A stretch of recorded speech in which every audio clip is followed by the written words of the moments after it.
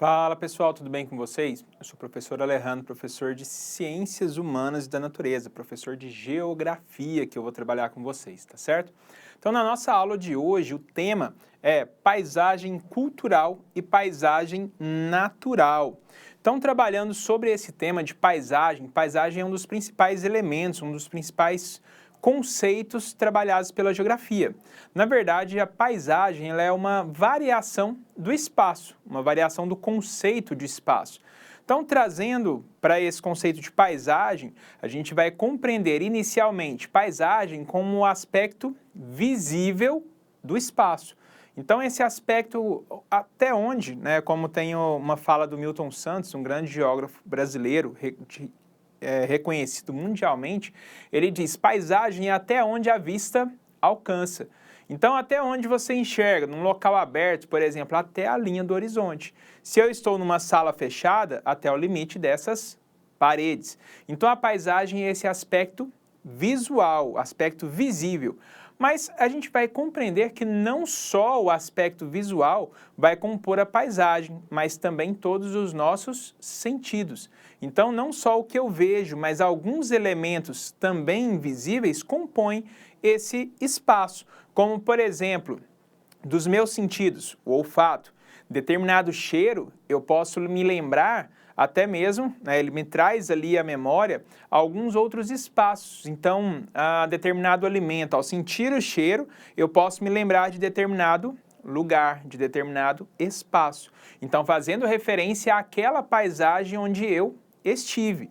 Também eu posso sentir ali o perfume, de alguém, de alguma pessoa ou de algum lugar. E isso vai me remeter a uma paisagem, então aquele cheiro característico daquele espaço, compondo também esse cheiro, compondo também a paisagem. E é claro que ao caminhar por esse espaço, as sensações que eu vou tendo, o toque, nesse espaço, nessa paisagem, ou seja, o tato, ele também faz parte da paisagem, assim como os ruídos que são comuns àquele espaço. Então, nesse momento, a gente vai começar a falar sobre a paisagem. E é claro, como o título aqui vocês puderam observar, ela vai ser classificada de duas maneiras. A paisagem pode ser uma paisagem cultural ou uma paisagem natural. Tá? Então, essa classificação. Seguindo aqui com os nossos slides, nós temos justamente a hora de geografar. Então, começando aqui com a geografia, nós temos o título Paisagem Cultural e Paisagem Natural. As paisagens expressam as marcas nelas registradas, deflagrando a interposição do passado e do presente, além dos elementos naturais e culturais. A paisagem é um conceito que se refere a tudo o que podemos perceber, utilizando os nossos 5 sentidos. Então, como eu disse para vocês, não só a parte visível, mas também o tato, a visão, o olfato, o paladar e a audição. Mas como a própria definição do Milton Santos, até onde a vista alcança, a visão acaba sendo um pouco mais importante quando a gente fala de paisagem. Então, no aspecto visual, o que eu estou vendo, é mais fácil ali você identificar os elementos com a visão, identificar os elementos que compõem essa paisagem. Inclusive, quando eu vou ler um livro, os livros, principalmente ali, vamos lá, o período modernista, por exemplo, você vai ter uma literatura que ela é bastante descritiva.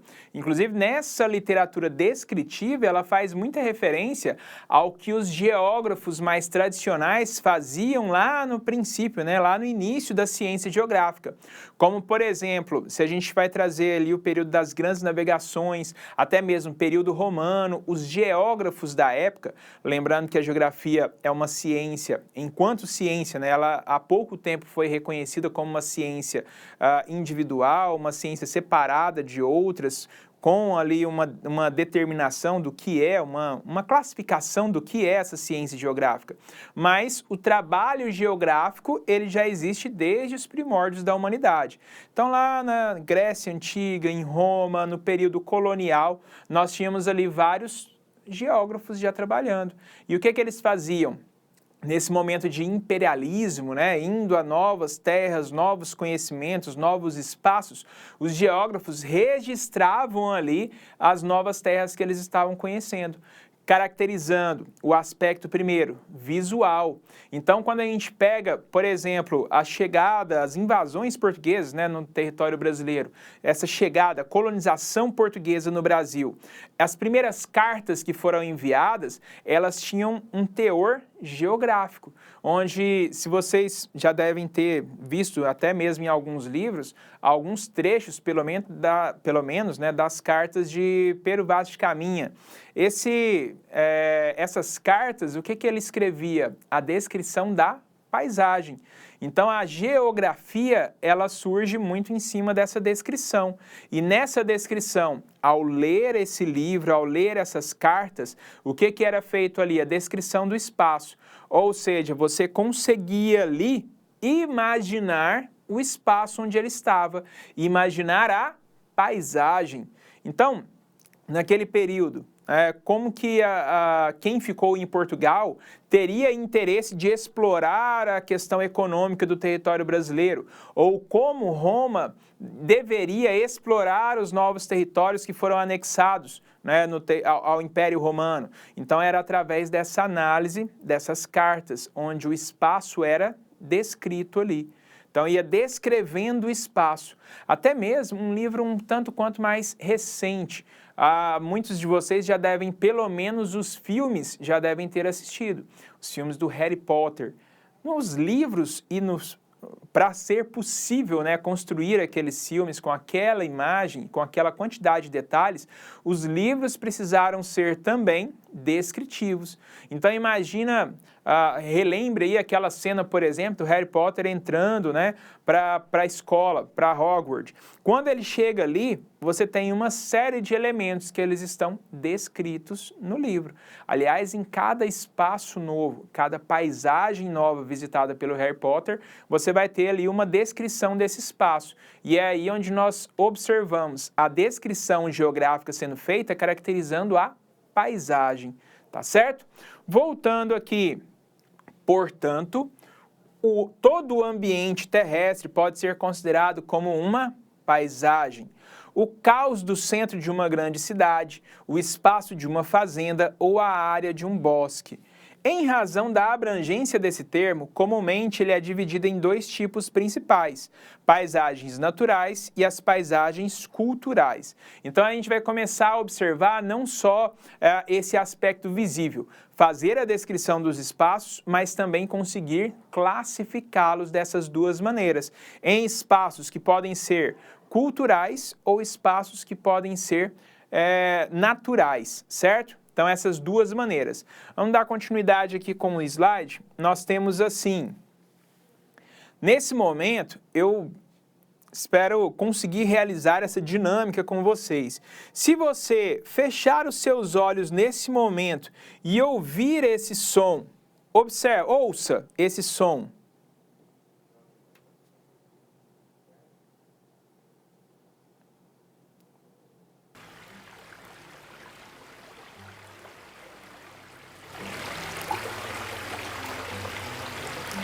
À medida que você vai ouvindo esse som, o que esse som ele vai trazendo para você? Uma referência de um espaço, de um lugar. É o som de uma água corrente. Esse som da água corrente pode ser de um rio, pode ser até mesmo de uma fonte de água, né?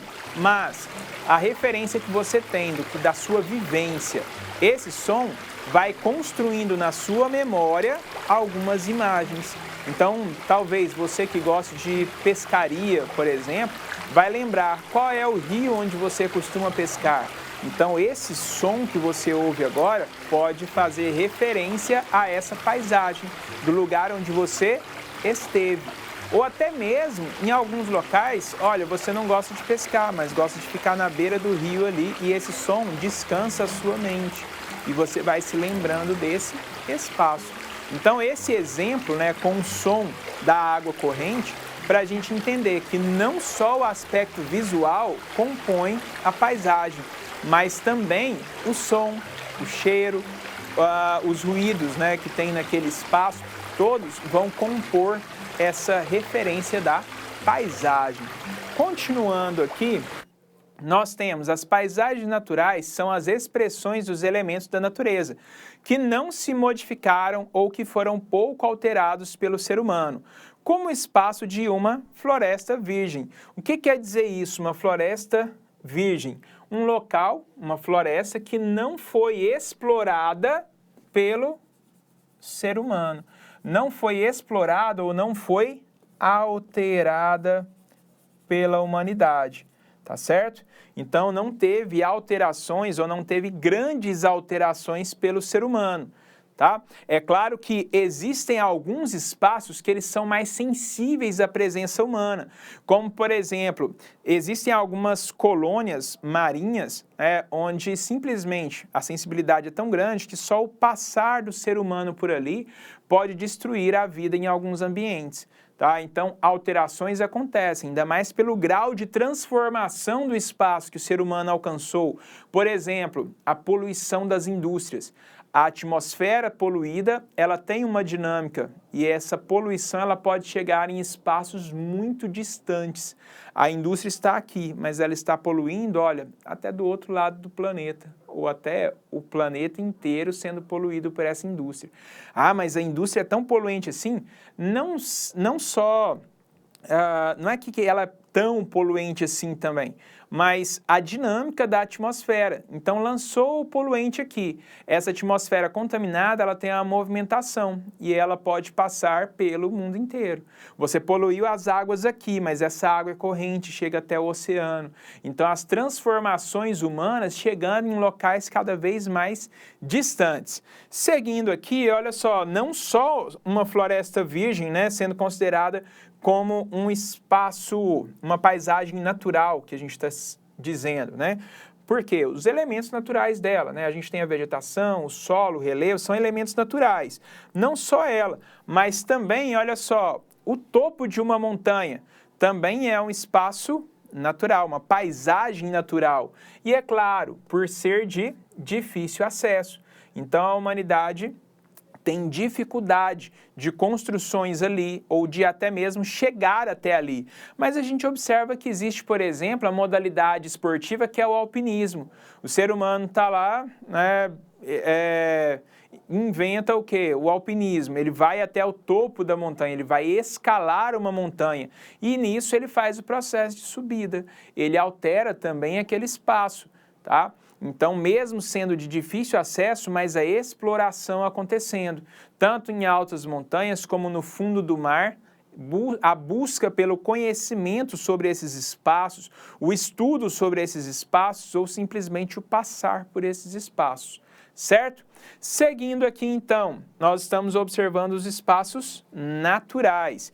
E em algumas definições, esse conceito também abrange regiões naturais consideradas inóspitas, ou seja, que não apresentam condições para a manutenção da vida do ser humano, como uma área de um deserto. Então, nesse deserto, a falta de água, ela faz traz justamente uma dificuldade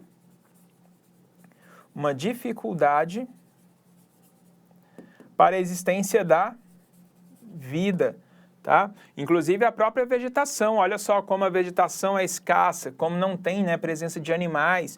Então, outros animais também buscam outros espaços. Seguindo aqui as paisagens agora culturais. Cultura não é o ato, os hábitos do ser humano. Então, quando a gente fala de paisagens culturais, são aqueles espaços que foram alterados pela ação humana, pela cultura humana, ou seja, pelos hábitos humanos. Então, o ser humano ele precisa de moradia, ele precisa sobreviver ali, ele precisa muitas vezes alterar com as plantações, a própria agricultura, a pecuária, né, a domesticação ali de animais. Tudo isso faz parte da nossa economia, da nossa tradição, da nossa cultura. E tudo isso vai alterar o espaço. Tá certo? Então, as paisagens culturais são as paisagens transformadas pelo ser humano. Então, também chamadas de paisagens antrópicas. O que é antrópico? É aquilo que é referente à humanidade. São expressões das atividades humanas. Bem, elas constroem-se a partir da utilização e transformação dos elementos da natureza pelas atividades realizadas pelo ser humano. Então aqui nós temos a mineração como exemplo e olha só o espaço natural ao redor e olha só as transformações humanas nessa parte central. Podem ser ações por conta da cultura, por conta da economia, mas essas transformações elas levam a grandes, até mesmo, impactos ambientais, tá certo? Então, como a gente observou nessa imagem, certo? As paisagens culturais, também chamadas de paisagens antrópicas, são as expressões das atividades humanas. Elas constroem-se a partir da utilização e transformação dos elementos da natureza pelas atividades realizadas pelo ser humano. Portanto, todas as edificações artificialmente construídas, bem como as intervenções não naturais sobre o espaço, constituem paisagens culturais, como o espaço de uma cidade ou um campo de produção agrícola. Então, tudo isso vai ser considerado como um espaço cultural, um espaço transformado pelo ser humano. Seguindo aqui, nós temos o exemplo da cidade. Sabemos que o ser humano, desde os primórdios de sua existência, estabelece relações com o meio em que vive, usando os recursos naturais disponíveis para sua sobrevivência e adapta-os segundo as suas necessidades. Diferente das paisagens naturais que sofrem modificações ao longo do tempo de forma mais lenta, as paisagens culturais modificam-se com bastante rapidez, muitas vezes drasticamente, alterando-se completamente. É o que vai dar cada vez mais impacto ambiental. É interessante perceber que muitas vezes esses tipos não se segregam, podendo se sobrepor no espaço. Então, olha só, o espaço natural aqui em primeiro plano e em segundo plano, o que nós temos? O espaço antrópico, uma paisagem, né, que vai ter o misto de uma paisagem cultural com uma paisagem natural. Mas aqui a gente observa uma paisagem de Goiânia e o que ela mostra? Um planejamento urbano. E esse planejamento urbano faz com que o aspecto cultural e natural nessa paisagem eles pareçam ter uma harmonia maior, inclusive diminuindo aí a presença dos impactos ambientais, certo? Então, a transformação vai acontecer, mas a gente já começa a entender também a necessidade do devido planejamento. Bem, nós ficamos por aqui. Esse foi o conteúdo da nossa aula de hoje. Nós voltamos mais à frente tratando ainda dessas transformações da paisagem. Tchau para vocês e até a próxima.